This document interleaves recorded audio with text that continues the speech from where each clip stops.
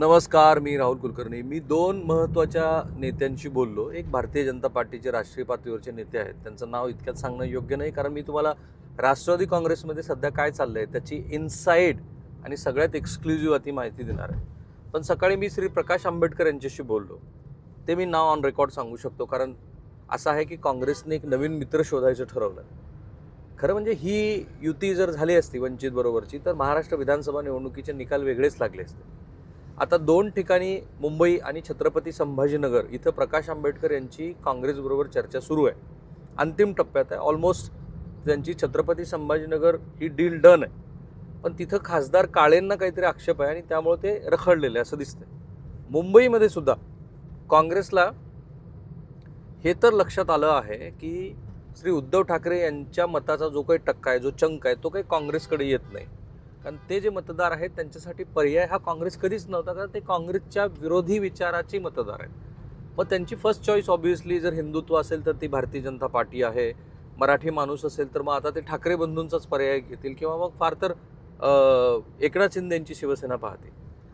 मग राहिलं काय काँग्रेससाठी? जर काँग्रेस पक्षाचा वोट बेस हा राष्ट्रवादी काँग्रेसने आधीच खाऊन टाकलेला आहे, तर मग त्यांचा जो पारंपरिक मतदार आहे आणि खास करून जो नवमतदार श्री उद्धव ठाकरे यांच्यासाठी तयार झाला होता, तो परत आणायचा असेल तर काँग्रेसला आपली जी मूळची विचारधारा आहे त्याच्याबरोबरच जाणं अपेक्षित होतं. आणि ते वंचित बरोबर जात आहेत ही चांगली गोष्ट आहे, कारण त्यांना त्यांचा वोट बेस जो आहे तो परत मिळेल, जे आत्ता नगरपालिका निवडणुकीमध्ये झालं आहे.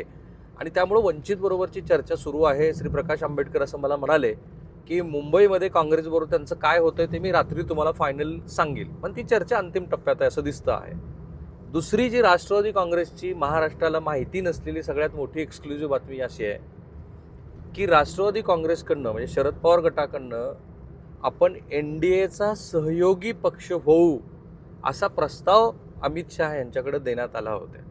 आणि तुम्ही आठवा, म्हणजे हे स्पेक्युलेटिव्ह नाही आहे. आणि मला माहिती आहे की ह्याच्यानंतर काही लोक फोनही करतील मला राष्ट्रवादी काँग्रेसचे, काही म्हणतील की ही बातमीच खोटी आहे. पण श्रीमती सुप्रिया सुळे ह्या अमित शहा यांना जाऊन भेटल्या आणि त्यांना एक केंद्रामध्ये मंत्रिपद आणि ते सहयोगी NDAचे अशी चर्चा झाली. त्या चर्चेच्या नंतर दोन गोष्टी होऊ शकतात. एक, जर ते सहयोगी म्हणून आले तर जे आज भारतीय जनता पार्टीचं NDAचं संख्याबळ आहे ते वाढेल ऑब्व्हियसली. आणि तशाही अलीकडच्या काळात सुप्रिया सुळे यांच्या भूमिका बघितल्या, ब्रॉडर दोनच मांडतो मी. एक, ऑपरेशन सिंधूर नंतर जगभरामध्ये जी भारताची टीम गेली त्याला सुप्रिया सुळे ह्या पण एका टीमचं नेतृत्व करत गेल्या होत्या. आणि त्यांनी EVM संदर्भामध्ये, किंवा जेव्हा आता ज्यांनी राजीनामा दिला त्या प्रशांत जगताप यांनी, त्यांनी असं खळबळून जात विधानसभा निवडणुकीनंतर EVMमध्ये घोळ आहे, मतदार याद्यामध्ये घोळ आहे म्हणून सुप्रीम कोर्टामध्ये जायची तयारी दाखवली होती. ते इथपर्यंत सगळी पिटिशन्स वगैरे त्यांची तयार झाली, पण ऐन वेळेला तो प्लॅन ड्रॉप झाला. इनफॅक्ट गेल्या आठवड्यामध्ये सुप्रिया सुळे जे सभागृहामध्ये बोलल्या की EVMवरती मला काही आक्षेप नाही आहे, EVMवरतीच मी निवडणूक लढली आहे आणि जिंकून आलेली आहे. तर हे प्रो NDA स्टँड आहेत. आणि अर्थात एथिकली म्हणाल तर सुप्रिया सुळे जे म्हणतात ते बरोबर आहे, त्यांचं म्हणणं हे योग्यच आहे की त्या EVMवरती निवडून आलं, आता आक्षेप कसा तुम्ही घेता. पण हे इतकं सोपं नाही आहे, इतकं सहज पण नाही आहे जसं दिसतंय तसं. राष्ट्रवादी काँग्रेसच्या शरद पवार गटाला NDA बरोबर जायचं आहे, पण ते सहयोगी म्हणून जायचं आहे. याला भाजपची तयारी नाही आहे. त्याची पण दोन कारणं आहेत. एक, जर ते NDA म्हणून सहयोगी आले तर महाराष्ट्रामध्ये विरोधी पक्षाचा जो काही मताचा स्पेस आहे तो ऑब्व्हियसली राष्ट्रवादी काँग्रेसकडून काँग्रेसकडे जाईल. ते का ते होऊ देतील? आणि दुसरं, ते अजित पवारांना चालणार नाही आहे, कारण अजित पवारांनी जी भूमिका घेतली त्यानंतर मग जे एकनाथ शिंदे यांच्याबद्दल म्हटलं जात आहे की एकनाथ शिंदेंचीच भाजपकडनं कोंडी सुरू आहे, तसंच होईल, कारण ते सहयोगी पक्ष आहेत, एकाच सरकारमध्ये सहभागी आहेत. आणि अशी सरकारमध्ये सहभागी असण्याची कोणाकोणाला गरज वाटू शकते? श्री रोहित पवार, श्री जयंत पाटील, ऑब्व्हियसली सुप्रिया सुळे. सुप्रिया सुळे यांचा तसा वैचारिक बेस ह्या इतरांपेक्षा जरा जास्त फंडामेंटली स्ट्रॉंग आहे असं माझं मत आहे. असं असून सुद्धा वेगवेगळे आरोप, पुन्हा सरकार बाहेर राहायचं, राजकारण शेवटी करायचं तर राजकारण टिकावं लागतं. त्यामुळे चर्चा ही झाली की ही जी एक्सक्लुझिव्ह माहिती तुम्हाला देतोय, त्यांनी असं सांगितलं की तुम्ही तुमच्या राष्ट्रवादी काँग्रेसमध्येच विलिनीकरण करा आणि ते विलिनीकरण झाल्यानंतर मग तुम्हाला केंद्रातलं एक मंत्रिपद देईन. ते जर दिलं तर प्रफुल्ल पटेल यांचा नंबर लागणार नाही. अशी ती सगळी त्या पक्षाच्या अंतर्गत सुरू असलेली घडामोड आहे. त्याचं रिफ्लेक्शन पुण्यासारख्या शहरामध्ये येतं. ते प्रशांत जगतापांना तितक्या व्यापक पातळीवरती काय चाललंय याचा कल्पना असण्याची किंवा पक्षाच्या वरिष्ठ नेतृत्वाने त्यांना सांगण्याचं काहीच कारण नाही आहे. आणि अजून आठवा की आमेडियाच्या प्रकरणामध्ये पवार कुटुंबियाकडनं अजित पवारांच्या विरोधात केवळ एकच प्रतिक्रिया आली, ती सुद्धा विरोधी नव्हती, की पार्थ पवार यांच्यावरती गुन्हा का दाखल नाही. हे जेव्हा अकोल्यामध्ये शरद पवारांना विचारलं गेलं तेव्हा ते म्हणाले मुख्यमंत्र्यांना विचारा. रोहित पवार जे रोज उठून सरकारवर आरोप करतात, एक अक्षर बोललेले नाहीत. सुप्रिया सुळेंनी पण तेच सांगितलं की मला नाही वाटत की पार्थ काहीतरी गैर करेल म्हणून. सो हे एकीकरण येण्याची प्रक्रिया जी सुरू झाली ती तिथे आहे. पण तुम्ही जर मला विचाराल की ते आत्ता लगेच एकत्र होतात का, अजिबात नाही. आत्ता स्थानिक स्वराज्य संस्थांच्या निवडणुका होऊ दिल्या जातील. विरोधी मतांचा जो काही टक्का आहे तो टक्का हा तसाच शाबूत राहावा आणि सत्ताधारी घटक पक्षांचा जो मताचा टक्का आहे तो आपल्याला मिळत राहावा, अशा प्रयत्नाचा तो भाग आहे.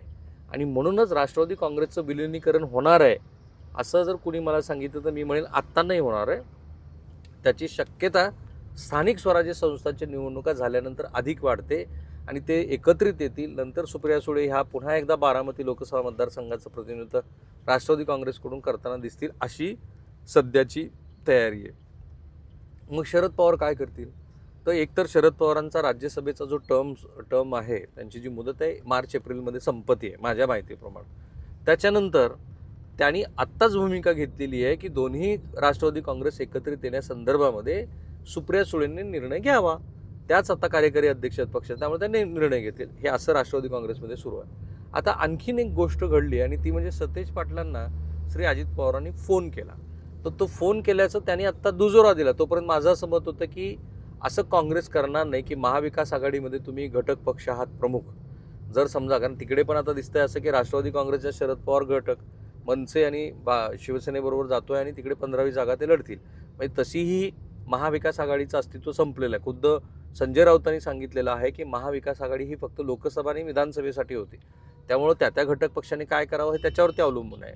पण असा प्रयोग महाराष्ट्रात पुण्यासारख्या मोठ्या शहरामध्ये होऊ शकतो का, तर त्याचा मेसेज काय जाईल की सत्तेसाठी काँग्रेसनं तिकडे शिवसेनेला बाय दिला, पण इथे मात्र राष्ट्रवादी काँग्रेसबरोबर ते हातमिळवणी करतायत. कारण एक सूक्ष्म निरीक्षण जर तुम्ही केलं तर ह्या निवडणुकीच्या निकालानंतर जेवढ्या काही एक्सवरती आणि सोशल मीडियावरती प्रतिक्रिया आल्यात अजित पवारांच्या किंवा माध्यमांशी ते बोललेत, तेव्हा ते शाहू फुले आंबेडकरांच्या विचाराबद्दल बोललेत, जी की काँग्रेस पक्षाची पुरोगामी असलेली विचारधारा आहे.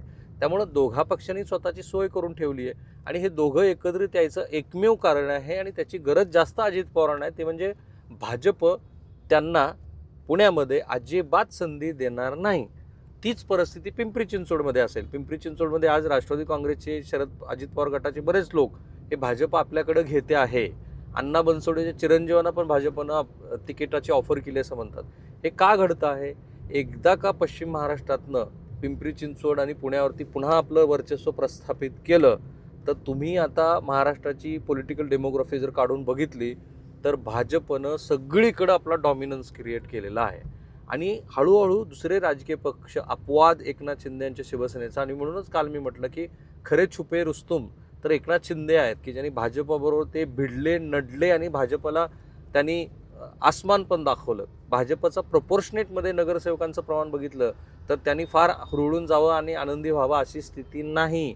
चंद्रपूर बघा, अनेक ठिकाणी, सोलापूर बघा, अनेक ठिकाणी त्यांचं पतन झालेलं आहे. तर हे लक्षात घेता अजित पवार यांचं श्रिंक होत जाणं, अजित पवार आता पुणे जिल्ह्याच्या मर्यादेतच उरलेले आहेत. त्यांना अपेक्षित यश साताऱ्यात पण मिळालं नाही, अपेक्षित यश सोलापूरमध्ये पण मिळालं नाही आणि उर्वरित पश्चिम महाराष्ट्राच्या जिल्ह्यात पण मिळालं नाही. ते पाहता काँग्रेसला बरोबर घेण्याची त्यांची गरज आहे आणि त्या गरजेपोटी ते फोन झालेले आहेत. काँग्रेसची किती इच्छा आहे, कारण सतेज पाटलांना विचारलं ते म्हणाले फक्त फोन आला होता. फोन येणं म्हणजे आघाडी होणं असं नाही. तर हे महाराष्ट्राच्या राजकारणात घडते. एक तर पहिली मी तुम्हाला बातमी दिली की सुप्रिया सुळे यांची इच्छा आहे की दोन्ही राष्ट्रवादी काँग्रेसचं एकत्रीकरण व्हावं, पण ते इतक्यात होणार नाही. आणि काँग्रेसला राष्ट्रवादी काँग्रेस पुण्यात आपल्याबरोबर का घेते, कारण एक मोठा अजस्र असा राजकीय प्रतिस्पर्धी त्यांच्यासमोर उभा आहे भाजप, जे अनेकांना वाटतं की 2029च्या निवडणुकीत किंवा निवडणुकीच्या आधी अनेक राजकीय पक्षांना गिळंकृत करण्याचा प्रयत्न करेल. थांबूया आपण.